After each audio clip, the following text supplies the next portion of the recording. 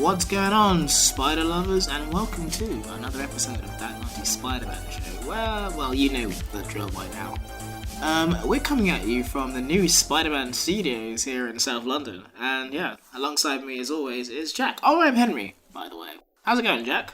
For anyone who's listening for the first time and you're starting here, Henry doesn't always sound like this smooth 4 a.m. radio host, but that's what we're launching with today. That's what I went with today, and that's where we're going, Yeah, you're so relaxed right now. Yeah, I'm also a little bit sleep deprived, which Oh, helps. right. Yeah. So, my energy's a little bit down, but you know what's up? This episode of the Spider-Man Show. You know what's up? Spider-Man. He's up on the ceiling. Up on the ceiling. Do you know what's also up? His number of arms. Yeah, his number of eyes. Yeah, too. His number of claws. I guess each individual digit has less is down a little bit. Yeah. And do you know what also is up? The trench coat economy. Yes. It's booming. The trench coats are back, or at least one of them is. Someone's making a lot of money out of these trench coats. Yeah. For those of you listening, there is some context to this, and we'll get to it. But first, I want to just ask Jack about something he's been getting up to in his time, because we don't spend every waking moment together, shockingly, just most time. So, how's the Clone Saga going? How is it going? Yeah. Well, I've actually finished it now. Dear God. I think last time we talked about on the podcast, I was sort of in the second half. Now I'm actually done with it. And I have very complicated feelings about it. And we're definitely going to have some bonus episodes to talk about it. Because there's no fucking way it could fit into this. Yeah. It's going to be a multi-part weird little bullshit saga. You know? The weird little bullshit It's going to be such saga. a huge thing because it's not even just the thing itself is complicated. It's the sort of nexus point of Spider-Man continuity where it brings in threads from so much stuff before it, and then sort of a load of nonsense happens all at once, and then there's no way to... I'd be explaining one thing and you'd be like, wait, what? And have 10 questions. And that happened 10 to 15 times. I have loads of notes already that I made as I was reading it, because I did think to myself, I do not want to have to go through this shit again to make notes. So I have some rough notes, but I'd actually going to have to it will be work. I'll be going in and structuring these notes to make it into something like a narrative. You have to take holiday just to sit down and think about Spider-Man. Exactly. Come in and have a cork board with some red string going to different parts of Spider-Man comics. I'm like Charlie in It's Always Sunny when he's in the mailroom with Carol! Yeah, he's looking mighty unhinged today, everyone. I already kind of look like Charlie as it is. Yeah. You haven't got the high-pitched not whining, it's more screeching, I'd say. But no, that'll come, I'm sure, with the Clone Saga. So, tune into that screechy to see Jack screech. But for now, we're talking about Spider-Man the Animated Series, which is the TV show we occasionally cover on this podcast. And today, we're talking about Season 2, Episode 8, titled Duel of the Hunters. And if you're like me, you're kind of wondering, wait, hunters? Hunters? Oh, hunters. So we'll dive right into that. But first, 2 words. Well, one hyphenated word. Man-Spider. So when we last had Spider-Man... God, it's getting harder and harder to do that last time on Spider-Man. Yeah, it's getting super convoluted and there was a bunch of bullshit happened. But we're left off in this situation where Morbius is still floating around. At large. Spider-Man's wanted from the police for kidnapping Morbius. The Punisher is after him. Then he took the serum to get rid of his spider powers, but he gave him 6 arms. And then the Punisher took him down, but then his full transformation took place, and he went full spider. And he's spidered up. And now he's the Man-Spider, and that's where we left it last week. Terrifyingly, with the close-up on all of those 8 eyes. While everyone else is freaked the fuck out by this horrifying transformation... the Punisher doesn't seem that, perturbed. He's kind of oh, shit, I've got to fight this guy now. And it's really funny because he kind of starts shooting at him and, Man-Spider kind of bats away his guns and stuff, and he tries to throw a punch at him. Yeah. I think the amazing thing about this whole sequence is that it kind of actually makes them both seem...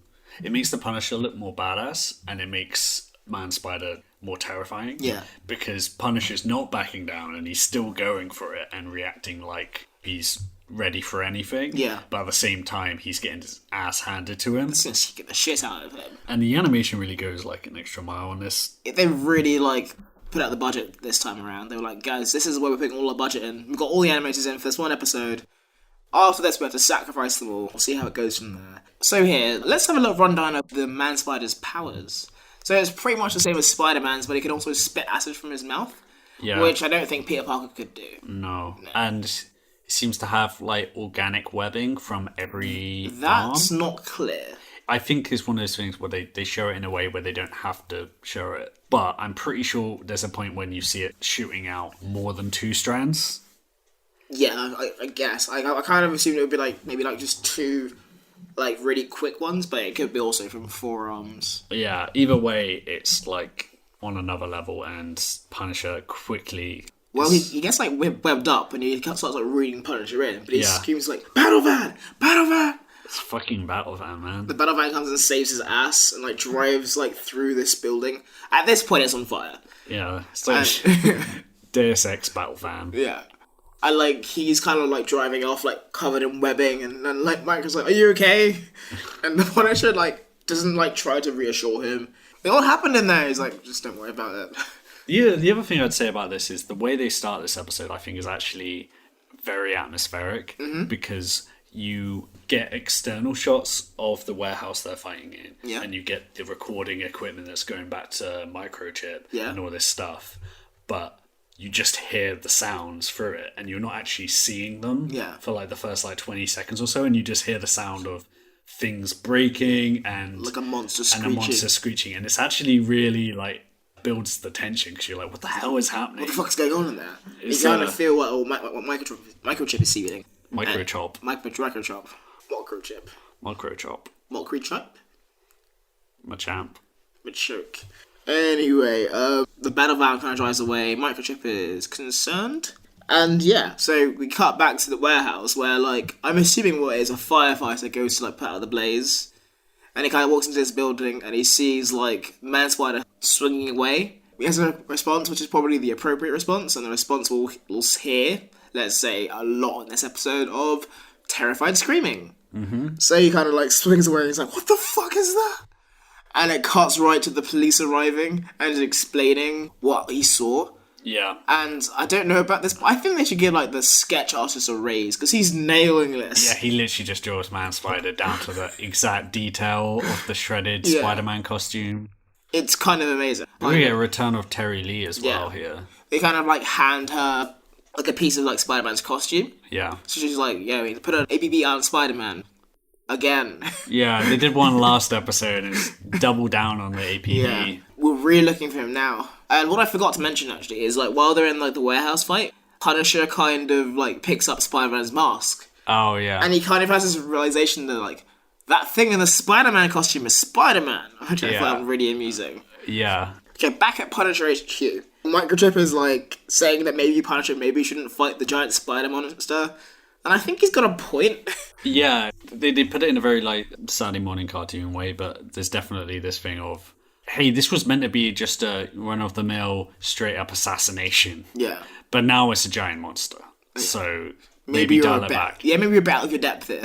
Yeah. And the Punisher's like, what are you talking about? He's just like an 8-eyed monster. I can take him. He's just like, yeah, whatever. I'll kill this dude. I fucking love the Punisher in this. I haven't liked the Punisher as a character in quite a while, but I just kind of like him in this. He's got like a sly sense of humor, but then he's also like, he is kind of badass, and he's, I think the way he describes it to Microchip, and he's just like, you know, I looked into the eyes of the devil and I blinked. That's a kind of a cool way to see it of him, like, going into this fight. But as far as he's concerned, the only reason he got beaten is because he was kind of terrified by the terrifying Cronenberg-esque monster he saw. And just like the moment, like, out of nowhere, giant spider monster comes at him, he's kind of lost because he's off his game. Yeah. But he's like, well, now I'm ready for this now. Yeah.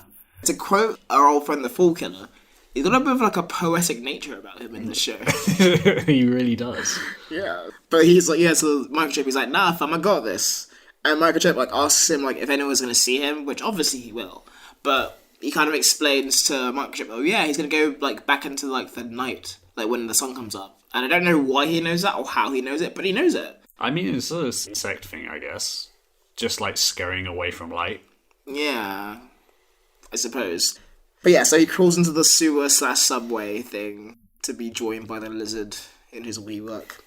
Cut to the Parker house. MJ's been like sleeping on the sofa, and she wakes up and Aunt May has been there, definitely not watching her sleep. I don't really understand why MJ is here at this point.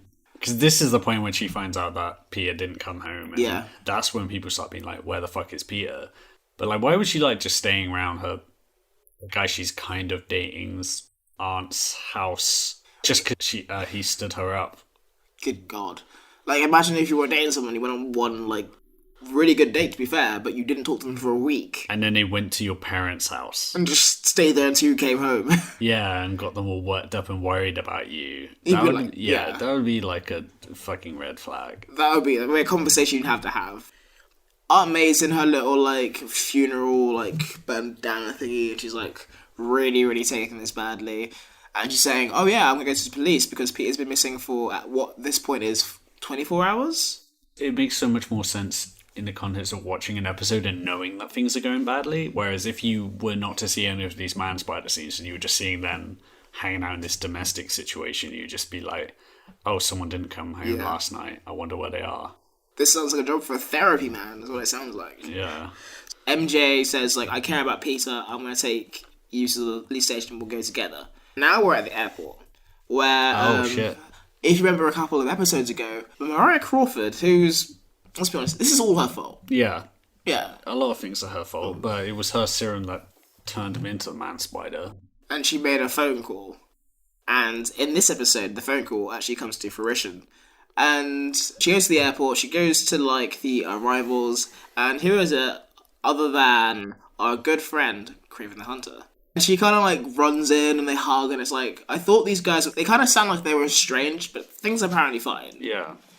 And what is my favourite detail of this episode? Do you remember what I said about the trench coat economy? Yeah. And how it's booming? Yeah. Kraven's in a trench coat, and, like, they're kind of, like, embracing. At this point, you realise that Dr. Crawford is, like, running her hand over his bare chest. Right. And then they get to baggage claim. She's like, yeah, like, what about your lion pelt? And he's like, I've got this here in this, like, suitcase. I think Kraven's naked under this trench coat. Yeah, it's definitely like a flasher coat, you know? It's 100 like a flasher and it makes coat. it really, like, disturbing when he's definitely not wearing a shirt. He's definitely topless. Yeah, under exactly. I think he's naked under this thing. Yeah. He's a man of nature. Yeah. And he comes back to the city and he's like, oh, I guess I'll put a trench coat on. Oh, it's cold in here. I put this trench coat on. Yeah. The other great thing about Kraven in this episode is that last time we saw him properly, he was all, like, hopped up on jungle potion. Yeah. And then he was cured, and it's like, oh, he's back to his regular self. And then he's here as his regular self. And like, oh, this guy was kind of weird the whole time. Yeah. The serum just made him, like, a bit more powerful and a bit more evil. Yeah. Whereas now he's just like, oh, I still love, like, sniffing shit and running around. And still speak in such a strange way. He's still, like, the greatest enemy of the TSA. Well, maybe not, because he's just coming through with fucking nothing. You just keep trying to frisk him down. He's Yeah. like, no, that is not a weapon. Anyway, so yeah, she kind of explains to Kraven that she got a cure for Spider-Man. So, cut to Morbius, who is still fucking around. Fucking Morbius. At this point, he's starting to become like a nuisance. Because there's all this other stuff going on, and you're like, oh yeah, Morbius is here. Morbius is here. He's going full Leto somehow. Yeah, he's just floating around, like, looking at people longingly and going, oh, I wish I could eat your face. It's literally what's happening. At this point, who he's watching today is Felicia. And she's kind of, like, holding onto this, like, terrible photo of Morbius. Yeah. And I've written down here that, like, this photo's taken longer to develop than their relationship has. Because it's like, they've been together like 2 weeks, and they're like, none of this would have happened in real life. And yeah, he kind of realises, like, I can't really drink my girlfriend's blood unless she really consents to it. But he's like, I need help. And that's when we go to ESU. With Deborah Whitman, who's doing some science stuff. Yeah. And she hears, like, a crash, and she goes to investigate as you would. And then she, like, looks over, and there's, like, a man-spider-shaped shadow on the ground. She kind of runs off, and she's like, oh my god, who will save me now? And she looks outside and, like, Flash Thompson He's just wandering around at night. He's just wandering around at night, just, like, he's not even doing anything. Their whole interaction is fucking gold. Yeah. Because she's like, help, there's, like, a giant spider thing in there, and he's just, like, immediately, like, leave me alone, I'm not helping. Yeah. And I think they were going for more of a thing of, like, him being like, okay, what you're saying is ridiculous. Like, I'm not believing this story. But it really does come up, because I think she even asked for help before she even says anything about, like, a big creature. He's like, bitch, fuck you. Yeah. Also, there was like a giant lizard man running around. Yeah. Like, there is stuff going on in New York. You were attacked by a giant spider robot, like, a year ago. Probably at the same spot. Yeah. It was on campus, I think. How do you not have, like, horrifying PTSD? Yeah, and he's just like, fuck, man, leave me alone. Like, what kind of weird shit goes on here? Like, what are you talking about? Yeah. I'm gonna go, like, walk around, like, a bit more at, like, 11 p.m. Yeah. And how she gets him is she kind of goads him. She's like, you're scared, aren't you? And he's like, I'm a man. Toxic masculinity is not really a thing in 1995. So he kind of, like, goes with her into this, like, building. And by this point, like, Spider-Man has obviously left. I don't know if it's before or after this, but you can kind of see him, like, pick up, like, the little, like, neogenic, like, gun and be like, no! Yeah. Which is really funny to me. Why does he even pick up? I thought he was going to use it, but he doesn't. Yeah, I've only just realised that doesn't come back. It doesn't come back. So I thought, oh, he's going to try and shoot himself with the plot gun again, but then he's like, I'm a big spider, I don't know how to work this gun. I would really wanted to see him, like, do some, like, man-spider science. Yeah.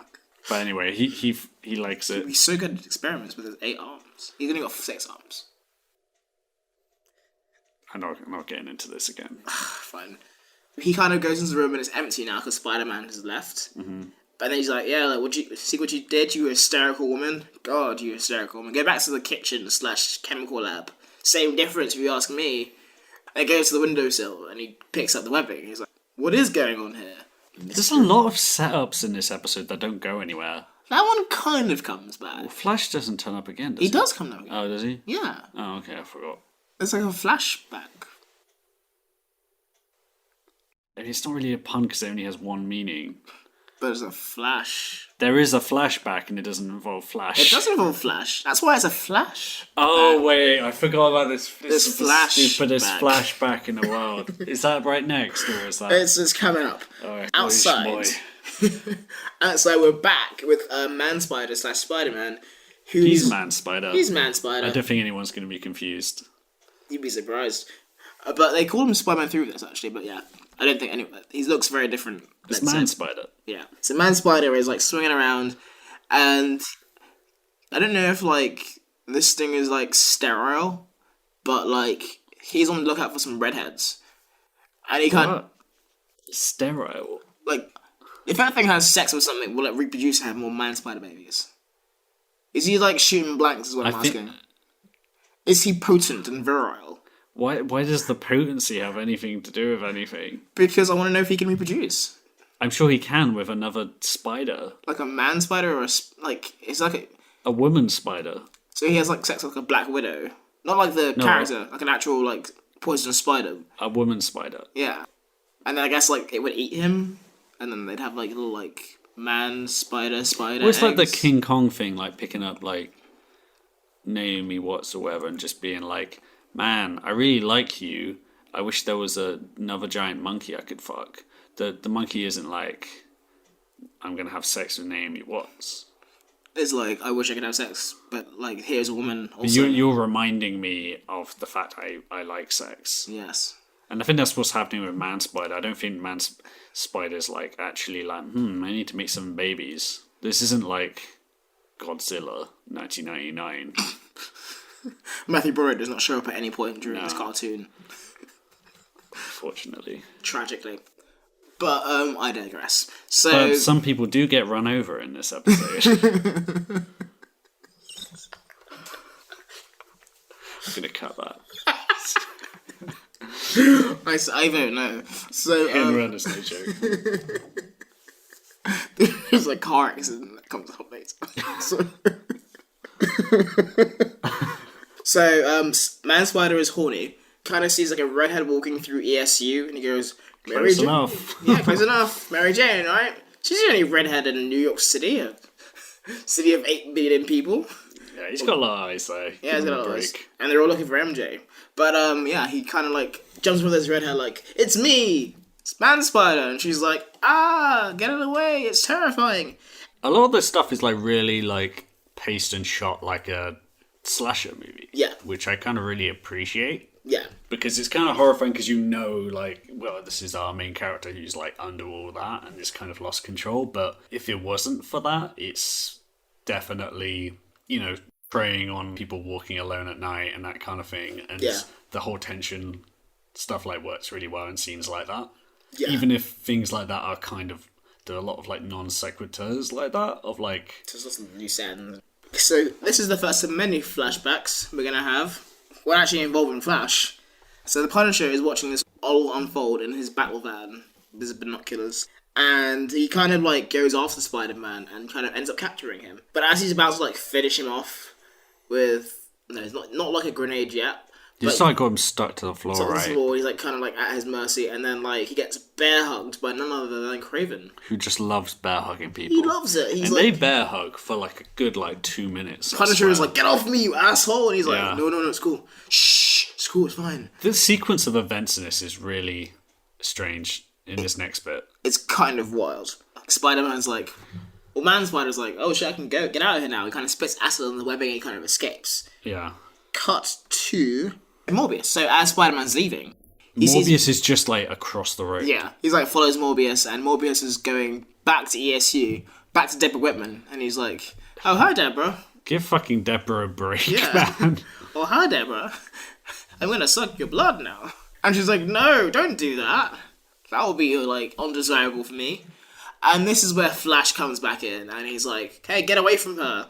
And, like, Deborah's sitting on one of those, like, wheelie chairs, and Flash just throws her into a bookcase. Yeah, and he, like, the funniest thing about this is he grabs her and he very slowly slides her away while Man Spider stood there, like, not moving. It's really weird, but then it cuts to the next take, and she like, slams against this fucking and, like, bookcase. falls on her. And she's, like, probably paralysed. Yeah. Morbius is like, yeah, I'm gonna suck you off instead, Flash. And he kind of grabs Flash's arm and, like, starts sucking his blood. But at that point, like, Spider-Man / Man Spider, like, shows up to save him. Man Spider. Shows up to save him. And Morbius beats the shit out of him. Yeah. It's really funny how, like, bad Man Spider is at fighting. Yeah. I mean, he's just a crazy monster, I guess. Yeah. But, like, he gets his ass handed to him. And then, like, he just flies off. Man Spider kind of crawls over to Flash and he's like, are you okay, Flash? And this is when the flashback happens. A flashback of just... It's like a 5-second flashback to a slow-mo Flash Thompson just smiling. And you know that's never happened in real life. Exactly. It's such a strange thing, but they're like, we need a flashback of Flash doing something not terrible. Yeah. And they're like, we don't have anything. Yeah. Like footage not found. Yeah, exactly.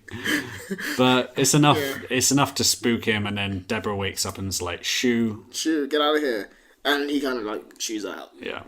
Cut back to Punisher and the Kraven, who had just still been like hugging this whole time. And the funny thing about this is Kraven knows exactly what's going on. He doesn't explain any of this to the Punisher. Yeah. He quotes Francis Bacon instead. Yeah. And then I think Punisher quotes something as well. Yeah. I can't remember what it was now. But yeah, like they're just like having like a philosophy debate or something like that while they fight over this rooftop. Yeah. And it's like, what's this man in a lion costume doing and like debating philosophy with me? And he's like, they're talking about like how the Punisher is like going for revenge and how revenge is bad. Yeah. As like Kraven in his like lion pelt like tries to like school him. Yeah, listen to me. I'm a rational person. Yeah, I'm clearly a rational person. Punisher's like, yeah, I'm gonna go now. So he throws him in like a net and like Kraven like wriggles around as he escapes. And yeah, it's cool because like Kraven goes over to like this random, like I don't know what it is, but he kind of sniffs the ground and he's like, I know where to find Spider-Man now. It's like, I remember, they reveal what it is at the end of the episode. Yeah. And he goes to some like powdery shit. Yeah. Oh, I think it's like what it is. It's like that kind of like the remains from like Punisher's like goo thingy, and then Spider-Man leaves that, and it's like it leaves like a residue on the ground. Oh yeah, it's probably like the acid shit. Yeah. And so he has to a payphone to be like, Morana, I know where to find him. Mm-hmm. Hey, give me a second here, I'm not done. And then Punisher this Just like watching Man Spider swing away, like, God damn it. Come on, Battle Van. Not knowing that in the interim, Man Spider had a quick fight with a vampire. Yeah. Or while he was just hugging this Russian man. How long were they hugging? It was super long. So yeah, we go now to MJ's place. And it kind of transpires that Harry Osborn is there because MJ's called him. She's like, "You're Peter's best friend." No other reason. It's just that their luck that Man Spider shows up to Mary Jane's house, and he kind of like opens the window. Like, he doesn't do anything very animalistic in this episode, which I find interesting. He's very like much in control. You know, he's not like smashing through windows and like tearing shit up. He's just kind of clumsy. I mean, he's still kind of like a snarling monster. Well, that's how he looks, but don't judge a book by its cover. But also, I don't think he's like acting like just a regular Spider-Man. You know? Yeah, He is like, if he had his full intellect, he wouldn't be like, I'm a giant Spider-Man, I'm going to climb in through Mary Jane's window and go, look at me. He's like a drunk Spider-Man. Yeah, exactly. He's like a severely drunk. Yeah. Like, out of control. He might like start like a scuffle with somebody, he might throw up on like, the ground. Yeah, he's a bit aggro. Yeah. So he kind of shows up and he's like, "Hey baby, I'm sorry, I'll take you back now." And like Harry tries to fight this thing hilariously. Yeah. He kind of just like swats him aside. Yeah, he just like palms him out of frame. Yeah. It was actually really funny because this is the second person who's tried to fist fight this thing. Yeah. I do know, it's so funny the idea of like a giant fucking spider and then just being like, I'm gonna punch that dude in the face. Yeah. That'll show you. They don't like jab him in one of his eyes. No, I'm gonna like go for like a boxing match. Yeah, you gotta pick up a chair or something. No, this is like, I'm gonna put him up, put them all six of them up. Yeah. I'm gonna show you what's what. And that obviously fails hilariously.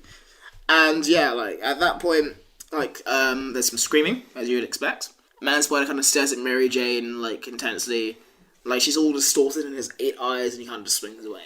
Yeah, and then she's like, I think this dude knows me. Yeah. And what's a little detail here that I don't know if actually it pays off, but like she kind of like cradles Harry in like her arms. She's like, "You were so brave," whatever. Yeah, I don't know whether that goes anywhere, but I really thought they were setting up the, oh no, I've inadvertently, I've inadvertently put my love interest in the arms of my friend or whatever. It's like an accidental cock. Yeah, it's almost like the kind of way they kind of go in that first Spider-Man movie almost, and I kind of thought they were going for that, but then they didn't pay it off here, so I don't know if they're just not going to do it, or if that's just a seed. I think it's just a seed. I feel like it's going to come back later. Yeah, maybe. And now, back to the Punisher, where like he's like driving in his battle van. He's like, "Battle van, let's go find Spider-Man." And he's like tracking him on the tracker, and suddenly it like goes right into the center, so it's like, it's right on top of me. And like Man Spider lands in his van, and like it careens off a cliff. He falls down the cliff, crawls out, the car explodes. Yeah, he got fucking destroyed. He like flies like 40 feet, and he's like, "This is fine, I'm good. I was prepared for this." What I really like about this, and I like, not in like an ironic way or anything, but I genuinely really like, is in his conversation with Microchip previously, you see him loading up so much weaponry onto that van. Yeah. And then as soon as he goes out and actually encounters Man Spider again, that stuff is written off immediately. Yeah. And it immediately like raises those stakes because you're like, well, fuck, you got nothing now. Yeah, this thing's gonna kick your ass. It kind of raises him above like his head, starts like webbing him up. Yeah. Like a lot of goddamn webbing, and it kind of like takes him away. Like cocoons him like Frodo. Yeah. And then... Mr. Frodo, are you okay? No, I'm asphyxiating in all this webbing. Giant spider monster. Gandalf, save me from this giant spider monster. I've not seen Lord of the Rings. Yeah, if anyone isn't aware, he might just know a couple of names. Cut to Spider-Man's lair. The Man Spider's lair, even. And yeah, like, at this point, like, Punisher's, like, cocooned up like a little, like, caterpillar. And surprisingly, he hasn't, like, suffocated by this point. Mm-hmm. He kind of, like, gets cut down, he falls to the ground, and Kraven really handily, like, cuts the webbing off of his face, and he's like, "Where am I?" And Kraven's like, "Hey, you'll be cool, man. Like, we're in, like, Man Spider's lair."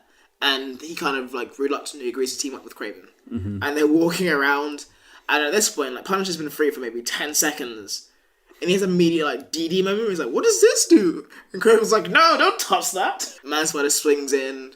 Get into this huge fight. battle, this freeway fight. Yeah. Which is like, kind of super fun. I think like Kraven like kicks the shit out of my Spider-Man too. Yeah, but there's also like there's this weird cut where they like Kraven headbutts him and he's flying, and then it cuts back, and then him and Punisher do a double headbutt. It's on amazing. him. It's like something like the Fast and Furious. Yeah, exactly. It's a pure Toretto move. And yeah, so at that point, like Punisher like incapacitates him with some kind of like electrical like wiring thing. Yeah. And then he's like, I'm gonna end this now. And he gets like a grenade out, which he just had lying around. Yeah, he's like, don't hurt him. He's like, I'm not going to hurt him. I'm going to incinerate him. He won't feel a thing, technically. So technically, I'm being gentle. Yeah. And then at this point, Mariah Crawford walks in and she's like, yeah, don't do that. And she's like, hey, I'm this person who's that. And then just like dumps like a load of exposition because otherwise Punisher would be like, oh, what? And Punisher's like, hey, fuck you, bitch, I'm going to kill him. And then she just like tears him down. Yeah, she like... Because also, Punisher's been having, I don't think we mentioned, he's been having these like... Kite flashbacks. He's having these kite flashbacks, but the first time he has a kite flashback, obviously cutting back to how his origin started with his family being accidentally killed in gang warfare and how that started this whole thing. Yeah. When they first do it, they're just kind of like throwing it in there, here and there, and hinting at it. So the first time it happens, it just looks like Microchip is talking and he's just thinking about a kite. Yeah. You know, it's like a Homer Simpson, like, going into his thought bubble as he's thinking of, like, a monkey. Frank! So he's like, Mariah Crawford's like, yeah, like, your family died, right? And I don't know the exact wording. But I think she said, like, nothing you do will bring your family back. Like, out of nowhere. Yeah. It's like, fuck, you punk man. bitch. Yeah, she, like, annihilates his soul. He starts, like, crying, I'm pretty sure. She's like, you ain't shit, motherfucker. The only monster here is you. And his response to this is literally, I'm listening. Yeah, right. Okay, yeah, you got me. Yeah, this is fair. This has a very quick therapy session. Yeah. Years of therapy just snap through in like 10 seconds. It's tough love there from Mariah Crawford.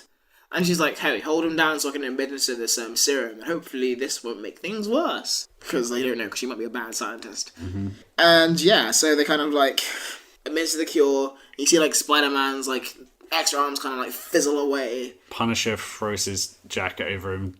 It's funny, she's like, take off your coat. She's like just emasculating him more, and he's like, what? Why? She's like, we've got to protect his identity, come on. He throws his coat over. And then gives him his mask back. He's carrying it around. Yeah. I guess he can have this back. And then Spider-Man's back with this fucked up suit now. Yeah. And the funny thing about this for me is that like he kind of like comes to and sees Mariah Crawford, he's sees Kraven and he's like, it's Kraven. Why is he here? Why are we in this cavern with all these webs and the Punisher is here? And he kind of explained what happened and he's like, oh, thank you so much for saving my life. And the Punisher just like Irish goodbye this entire thing. Yeah, he's like, this is confusing. Yeah. I'm gonna go. And Kraven like runs after him and is like, Punisher. We can be friends. They have like a little like thing where he kind of explains Why like can't how we be friends? And he's like, Kraven, please stop singing. I need friends. I'm very lonely out in the jungle. And he kind of explains how he knew that Spider-Man would be here. And it's to do with like, this doesn't really make sense to me. So the webbing he found was from like a gunpowder from an explosion that happened several years ago. Yeah. And I feel like I'm being dumb, but I'm like, what? As far as I'm not super knowledgeable on this. Yeah. But in 93, there was a terrorist attack on the World Trade Center. Yeah. Man Spider's lair is in the parking area of the World Trade Center. And there was a truck bomb someone set off. Basically, it didn't go off right or something went wrong with it. So I think some people died, but like a small amount. And Kraven like was like, I can smell that terrorist gunpowder. We should have had him back for 9/11. Yeah, and it is weird. It's always weird in this stuff, like seeing the World Trade Center stuff, especially considering how like young we were when 9/11 happened. But yeah, this is especially weird. And I did look this up, and of course, this part, any references to the World Trade Center are cut from reruns. Of course. It's such a weird thing to cut out. Like, Kraven. There's all these like producer meetings or whatever, and they might be like, yeah, let's cut out that because of 9/11 or But like, you need someone in the room who goes, why? Are we pretending that the World Trade Center never existed because of 9/11, or are we gonna like not acknowledge that? It it happened in the past. It's not when Spider-Man, the first movie, came out, and there was like that trailer with him catching a helicopter in a web between the two towers. And it's like, I get why you cut that, because it's like, right, this is right after 9/11. Yeah. This is kind of weird imagery now. Yeah. This is an old TV show that... Well, I mean, at the time, it would have been, what, like 2 years afterwards? Yeah. And this is also a kid show. You don't No. They didn't cut it because of the initial thing. This is post 9/11. But it's still a kid show. You know, you don't want like a mum calling in like, how do I explain to my child that Kraven didn't do 9/11? You know, and it's like, yeah, I guess, like for instance, like we don't really know much about that '93 attack, and like a kid would know less. And it's like a weird conversation to have with your child. But that would be, I don't know. It's kind of interesting to me if they just like admitted that 9/11 happened in this world. Yeah, you know, you're watching a cartoon and not like making 9/11 part of the plot, but they're just like it happened. Like Spider-Man failed to stop 9/11. Yeah, like make a reference to Ground Zero or something, and you're like, yeah, that happened. We live conspiracy in real... theories involving Spider-Man villains and 9/11. God, why are we talking about 9/11 so much? I don't know. Anyway, is that the end of the episode?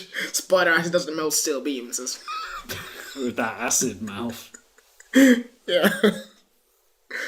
They have like a mutual respect thing, and like Kraven goes like, we make a great team. And in my opinion, like, he's wrong. They make a terrible team. In like the 20 seconds they were together, like, Punisher immediately set off a trap. Yeah. And like the other time they were just like quoting philosophy each other and bear hugging. I feel like Punisher's way of doing things is way more like explosion first, questions later. Kraven's like, I want to be like an animal person. Yeah, I want to smell things. Yeah. And all you want to do is explode things. We make a great team. And he's like 100% wrong. Yeah. So yeah, that's like all's well that ends well. And we cut to like the morning where like Spider-Man is watching Kraven and Mariah get into a cab. I'm assuming like they're gonna cab back to Africa. yeah. Gonna get a boat this time. Yeah, just checks the meter and he's like, this is gonna cost you. Yeah, so I'm assuming like they're either going to the airport or to like Mariah's like library to bang. Yeah. But like one or the other. But yeah, like he's like, isn't it nice that like they helped me out? And he kind of like swings off to the sunset, like, I'm glad I'm Spider-Man. And his suit is all fine. He's got his replacement suit, I guess. Done a lot of sewing in the last few hours. And he doesn't address the fact that a missing persons report has got outfitted. And his family are terrified that he's been eaten by a spider. I'm glad there's nothing else to sort out. Yeah, and swings away. Yeah. This is the first moment we got in a while there wasn't like some kind of to be continued. Yeah. Even though his life is still fucked up. Yeah, I'm pretty sure, There's still like a double APB out on Spider-Man. The missing persons report. And I think he might have just been cucked. Yeah. So, like, and everything also, is going wrong. I feel like you're using cucked ironically, but anyone listening is going to be like, he's one of those guys. He's like, Pepe the Frog and all that. So, yeah, he swings into the sunrise, kind of only hours away from finding out that everything's going wrong in his life again. Meanwhile, Morbius is still, like... at large. Yeah, just draining everyone and killing people. Yeah. He'll figure that out later. Yeah. Fucking Morbius is going to last this whole show. Yeah. Of, like, Spider-Man's like, I better catch Morbius. Oh, no, I'm being, like... thrown into space by the Silver Surfer. Like just every episode. I got you now, Morbius. Oh no, there's Doctor Doom. Shit, Venom's back. Morbius is like the pigeon in Stop That Pigeon. You remember that? Or Stop the Pigeon. Yeah, Catch the Pigeon. Like Catch the Pigeon? Like the wacky racist thing where it's like... what is it called again? Like Dick Darcy and like Mutty and like, catch that pigeon before it sends messages to the Nazis? Stop the Pigeon. Yeah. Stop the pigeon. Stop the pigeon. Yeah. Okay. Stop that vampire now. Muttley! Do something, Muttley! Yeah, that's the end of the episode, if you weren't aware. So yeah. Yeah, so everything is fucked, but at least he's not a terrifying monster anymore. He's only got the right number of limbs now to solve his problems. What a beautiful day this is going to be. I feel lucky to be alive. And lucky to be who I am. Spider-Man. What did you think of this episode, actually? This episode, in my book, was pretty great. I really enjoyed this one. Yeah, it's also one of the few ones which is great, and not because of, like, just absolute lunacy goofery. It's just, like, actually, like, legit great. It's like really well plotted. Like I was like going through the notes and I was like, how did this all happen in 20 minutes? Yeah, it's a lot packed in. Doesn't feel very rushed. They really make the most out of Man Spider. I didn't think we'd be able to see as much Man Spider as we did. I thought it would be resolved quicker, or like he'd be more in the shadows, but there's loads of fucking great action. Yeah. They didn't need to bring in Kraven, but it just like made the stakes higher and just... I was really happy they brought Kraven back. Yeah, all the Punisher Man Spider fights were excellent. The Yeah. animation was good. It felt like just like a more expensive episode in general. Yeah. There was loads of like these weird horror touches.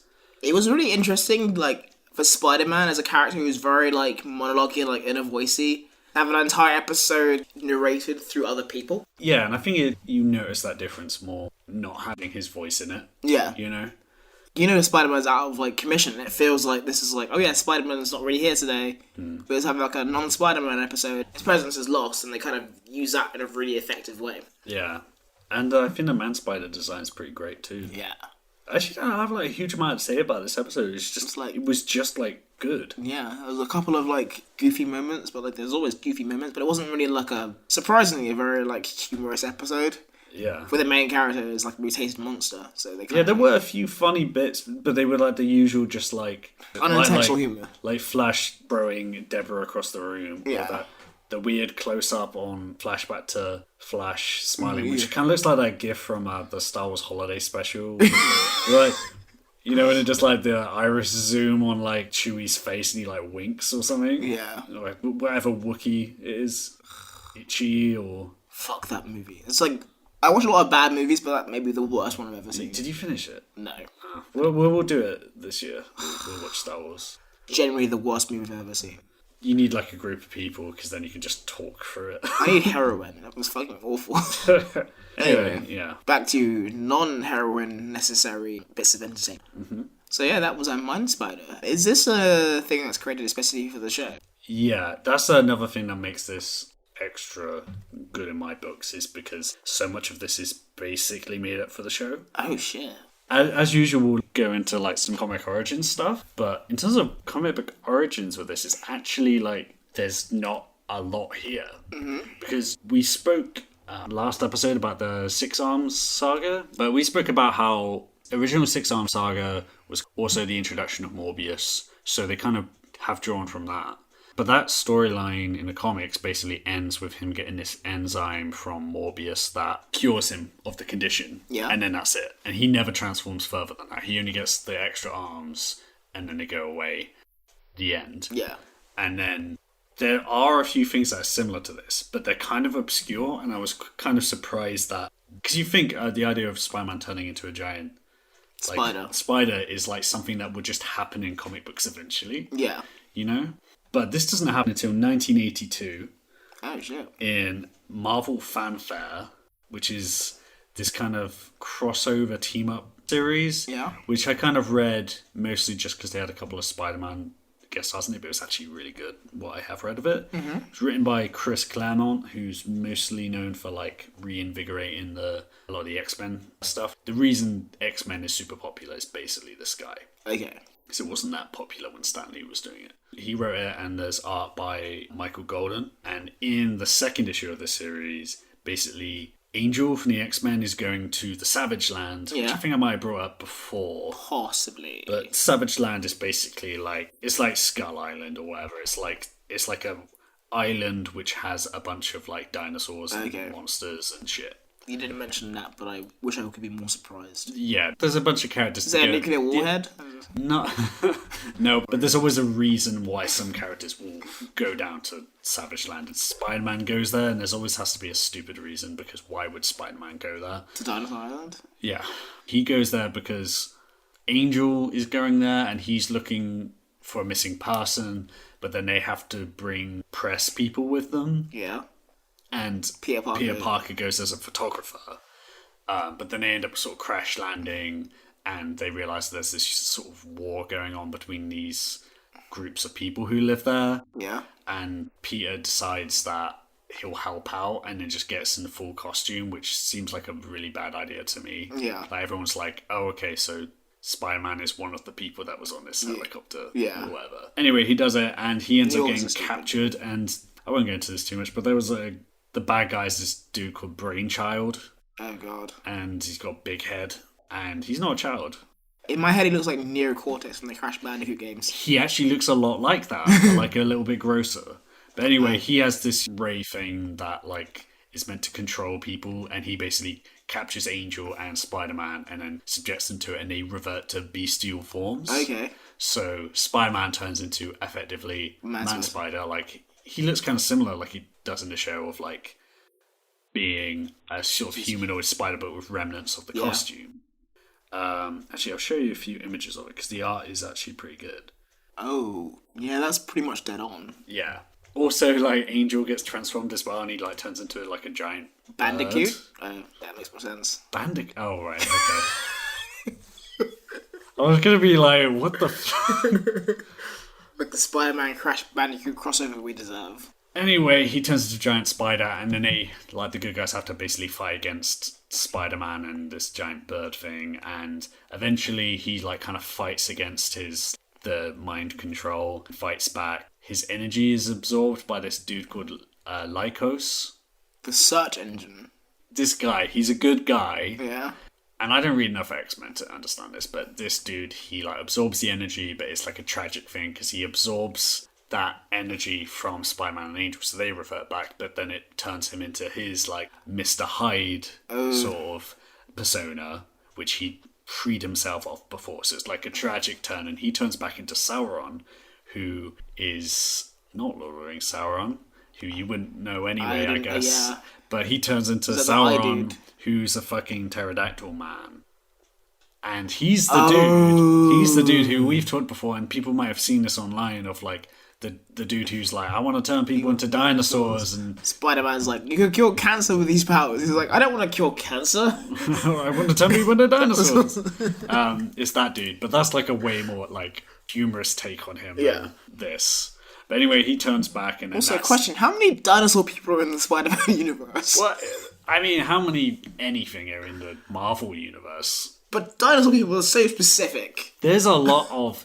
another guy will come up later that is another one of like, is that guy really existing in this universe? Yeah. But like, there's a lot of nonsense going on. But like, I mean, I will say that those issues are really good. And it made me think I need to like read some like Chris Claremont X-Men. Yeah. Because it was some good shit. But that was the end of the Man-Spider. Okay. And they don't call him Man-Spider, but he just kind of looks the same. Yeah.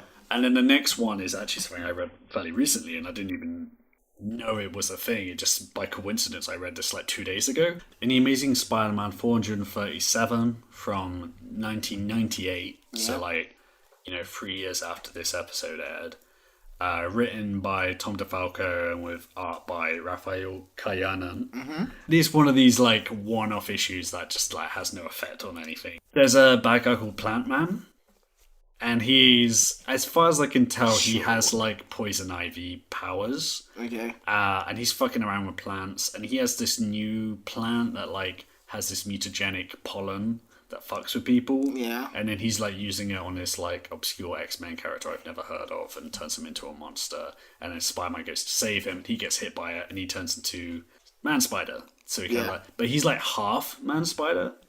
Anyway, It's like Man Spider-Man. He's basically he's half and half. So he's like got the spider face like jutting out of his costume, and he's got like claws, but he's not like Completely like, he's most of the costume still on. So he looks a little bit different. But yeah. It's like Two-Face, but like... Spider. Yeah. Spider face. Spider-Face.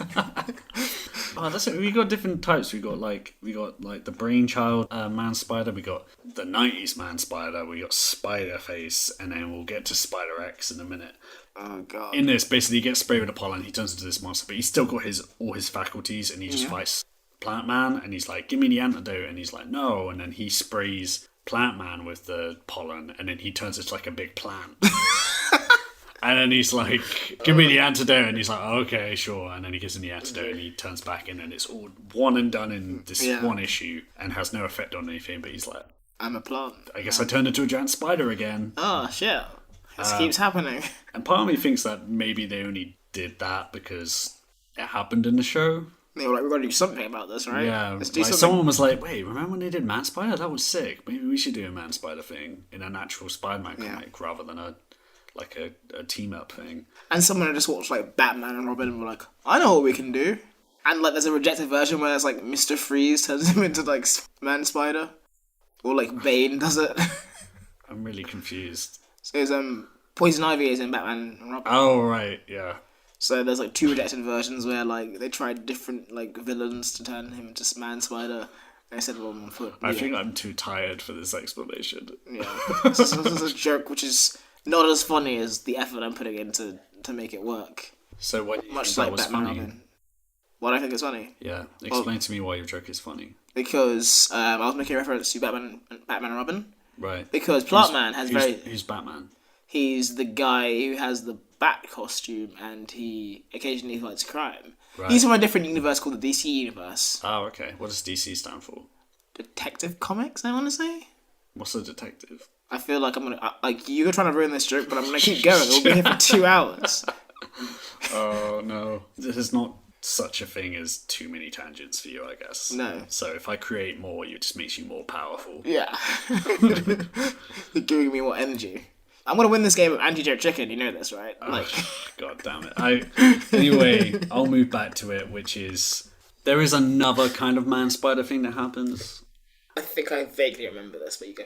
I'm not even sure if I told you this, but basically I knew about this because I was looking up these alternate versions of Spider-Man. Yeah. And I found like there was a man-spider, but it was called Spider-X. And the explanation of it I found I was like really confused by. And then I was like, fuck it, I have to read this comic. And it turns up in the comic Midnight Suns Unlimited. Oh, Jesus. And Midnight Suns is kind of like, I don't know a huge amount about him, but it's like kind of teaming up a lot of the darker supernatural parts of the Marvel Universe. Mm-hmm. So there's like Ghost Rider and Blade and shit like that. Yeah. And in this, in the 3rd issue, they just randomly run across Spider-X. This series is from 93. Okay. It's written by Mort Todd, and it has like various artists throughout the comic. Like they change like for every part. Yeah. But basically, I can't get too much into this, but Ghost Rider and Johnny Blaze, because there's a new Ghost Rider who is Danny Ketch, and Johnny Blaze is like, I think he's still got a flaming motorcycle, but he can't use it because he's a regular dude. Anyway, he's going around and it's just 2 of them and they're like the spirits of vengeance together. Okay. And they're just hanging out. So is Johnny Blaze still Ghost Rider? I don't know. I thought he wasn't, because I read an issue where he's just like a supernatural detective guy, but he's just a guy with a gun. But then in this issue, he has like a flaming motorcycle, but looks normal. And must be covered in horrific burns. Yeah, I don't know, but I mean, I'm not going to read the whole of the fucking Midnight Suns shit just for this random ass like part of the podcast. But anyway, they're just like hanging out, and then they get caught in a giant web along with a bunch of criminals. Sure. And then there's a dude who kind of looks a bit like Man Spider, who's like saying he wants to like cleanse the city of all filth. All feet? He wants to cleanse the city of all filth, and he wants to like kill all criminals, and it like shoots web from its mouth. And it also like shoots green fire from its mouth as well. Okay. It's proper like demonic, and they break out of the web, and then Johnny Blaze gets out his Hellfire shotgun, just like shoots it a few times. Yeah. And it seems like it's done. But then it starts saying random stuff about like, I used to be powerless, but now I have all this power, I'm gonna fuck everyone up. Ghost Rider grabs it and gives it the penance stare. You remember the penance stare? It's the one where he looks into their soul and they go crazy. Yeah. Shows like the all their sins like fuck them up from the inside or whatever. And he does it, and then the spider like freaks out and runs away. And the funniest thing about this to me is that Johnny Blaze is like, wait, how did he get away? Isn't your penance stare meant to take him out? And then Ghost Rider says, my penance stare must have been diluted by his many eyes. I can't look into all your eyes at once. So he's like, still. So you got like, I don't know, like 1/8 of a penance stare? I guess like 1/4, because you can look into 2 eyes at a time. I don't know. They end up visiting this woman who talks about her son Brian is missing. He idolized superheroes. She was brutally mugged, and then he got like obsessed with stopping the killers. He went out. Wait, all this was for a mugging? Did anyone die? No, she just got really beaten up. Oh, that's fair. And he's like mad about it. Yeah. But he was a regular guy. And I read through this issue, and then I saw that, and then, like, Spider-X breaks in, they start a fight again. Then Spider-Man is just randomly fighting Morbius nearby, and then they end up just seeing this monster and teaming up to fight the monster, and they all gang up on the monster and beat the shit out of it. Yeah. But then there's this other thing going on where there's a dude called Zax. Don't know how to say it. It's like Freezy's AX. And he's basically like living electricity, and there's another dude who's like trying to recreate Zax, and then he comes out, and then this all becomes one hectic battle, and Zax ends up exploding, and Spider-X is presumably just wiped out entirely and never seen again. Oh shit. But I did read that, and I was like, wait a minute, how did he become a spider? And I went back and I read it again, and then I was like, okay, so there's the Darkhold Dwarf. I've stopped reacting to these. This is going to be insane. The Darkhold Dwarf is the minion of the demon... Oh, God, I don't know how to say it. Cthulhu, who's basically like Cthulhu. But He's like a dwarf version of Cthulhu? No. This is the dwarf is a minion of this Cthulhu. guy, of this elder god dude who's super old and super scary and powerful, and he's a minion. So he's just like an asshole running around using the Darkhold, which is like an evil book. Yeah. And he basically did like a devil deal with this guy, and he's like, do you want powers to be able to stop this mugger? And he's like, yeah, I love Spider-Man. I want the powers of Spider-Man. And the guy's like, okay, but like it's the monkey paw wish of like... Be careful what you wish for. Yeah, you get the power of Spider-Man, but you are a gross, scary monster. And then you get exploded. Yeah. He probably should have gone for an Iron Man suit. Yep. Oh, but then it would have been like an Iron Maiden, and he would have just died in it or something. Or like something like, I don't know, the Punisher. He could have just been Groot. Turn me into Groot. There's no way this can go wrong, because it's already wrong. Yeah, but then I feel like they make you into like what's the worst tree? What's a tree that everyone hates? Like a Christmas tree? But like maybe it's like a tree, but like he's like a little bonsai. Like he turns into a tree, but dogs are constantly pissing on him, and birds are like shitting on him, and he grows fruit, but the fruit attracts insects, and it's just attracts like bees and stuff. Yeah, being a tree wouldn't be that bad in terms of like the grand scheme of like all like monkey's paw situations. That's probably the best. I think you must be very unhappy if you start thinking being a tree wouldn't be that bad. I mean, if we're talking like monkey's paw situations, yeah, that's probably the best of them. But I suppose if you're going to a guy like... But you're starting mad, and it's presumably going to go worse. Yeah. You know, I guess you'll be less surprised, but it will still be bad. Joke's on you, because I was expecting this. Yeah. I wish that I was a big pile of shit. Yeah. What you gonna do now? I know, it's like... Be careful what you wish for. You're shit, but you're in Donald Trump's toilet. Forever. You have to look at his ass. You never flush his toilet. He just like is there. You can like hear him tweeting. Yeah. You can't see anything. To move on from that, I've also got like there's another man spider thing. And this is the last one, I think. Yeah. But this is one that you might know about. And I won't go into this a lot, because I think this might actually end up being like a weird lore bullshit maybe one time. Oh yeah, I know it's definitely very elaborate, but it's very fucking stupid. There's a villain called the Queen who can command insects, but then also people with like an insect gene, which of course Spider-Man has. He's an arachnid. Whatever. Like, I think they even make reference to it. It's like people call her the insect queen or whatever. She's like, oh, actually, it's not. Insects. This is a misnomer. Yeah, exactly. That's kind of funny. Actually, I'm the arachnid queen. I've got like 8 legs. She can command all the creepy crawlies. Okay. Basically. She's the bug lady. And she basically, like, with her mind, turns him into a spider, and he has to become her servant as a big spider. Mm-hmm.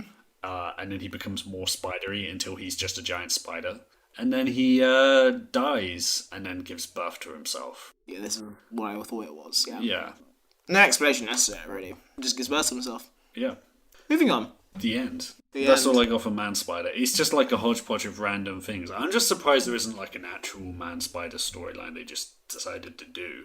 They're probably going to do one, like, if Sony like keep control of the character, they're probably going to do one at some point. I guess. Maybe it'll be a bit too horrifying to do in live action. No, if it's something like Sony, they're going to make it really edgy. They're going to have it, like, say fuck. Like Groot, but, like, the only word it knows is fuck. I don't know. I think it should go by the catchphrase you came up for it last week and be like, it's man, spider, o'clock. Man, spider, o'clock. And it keeps saying it over and over. But anyway, that's the... Checks one of his, 8 watches, and it's like... it's still man, spider, o'clock. And it's like, you don't need to have another thing. You're already a man spider. Spider. You don't need to come up, With come a in here and be like, catchphrase. hey, I'm the guy who wears a baseball cap. Yeah. It's like, no, you're the giant spider. How come you ride the skateboard? Yeah. Doing little kick flips. Cowabunga, guys. Puts a pair of 4 sunglasses on his face. Yeah. But yeah, tragically that is not involved in any of the Spider-Man or Man-Spider lore. I regret to inform you.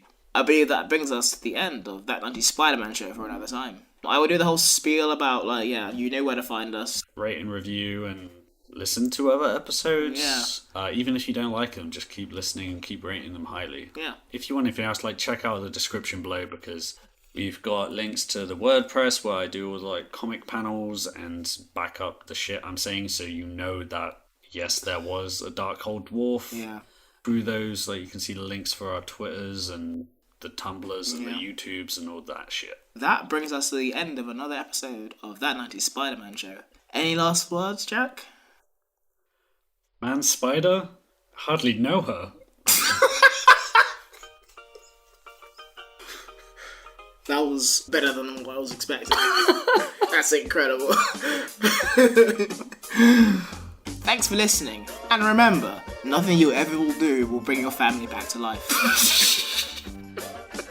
That's been that 90s Spider-Man show. Why are you closing again? It's the 4th time. It's over. It's done. Much like Frank Castle's family. Good night, folks. Not coming back, Frank.